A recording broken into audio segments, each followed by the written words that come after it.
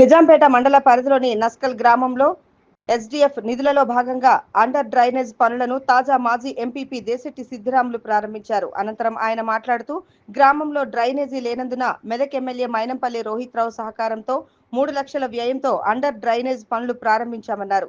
Drainage నిధులకు సహకరించిన ఎమ్మెల్యేకు కృతజ్ఞతలు తెలిపారు.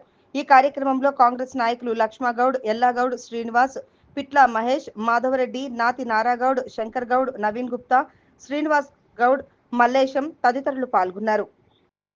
నిజాంపేట మండలంలో నస్కల్ విలేజ్ గ్రామంలో మరి అండర్గ్రౌండ్ డ్రైనేజ్ పనులను ప్రారంభించడం జరిగింది. గౌరవ ఎమ్మెల్యే డాక్టర్ మైనంపల్లి రోహిత్ గారి సహకారాలతో ఆదేశానుసారము మరి అభివృద్ధి లక్ష్యంలో మరి గ్రామంలో మరి మురుగునీటి వ్యవస్థను ఇబ్బంది వలన దానికి గాను మా గౌరవ ఎమ్మెల్యే గారు మరి సహకారంతో ఈ అండర్గ్రౌండ్ డ్రైనేజ్ని మరి 3 లక్షల రూపాయలతో మరి నిర్మాణం చేపట్టడం జరుగుతుంది. కాబట్టి మా గౌరవ ఎమ్మెల్యే గారు మరి అతి తక్కువ సమయంలోనే అభివృద్ధికి పెద్దపీట వేస్తూ మరి అభివృద్ధి లక్ష్యంగా మరి ముందుకు పోతున్నటువంటి గౌరవ ఎమ్మెల్యే గారికి ఎల్లవేళ మేము రుణపడి ఉంటామని తెలుస్తున్నాం.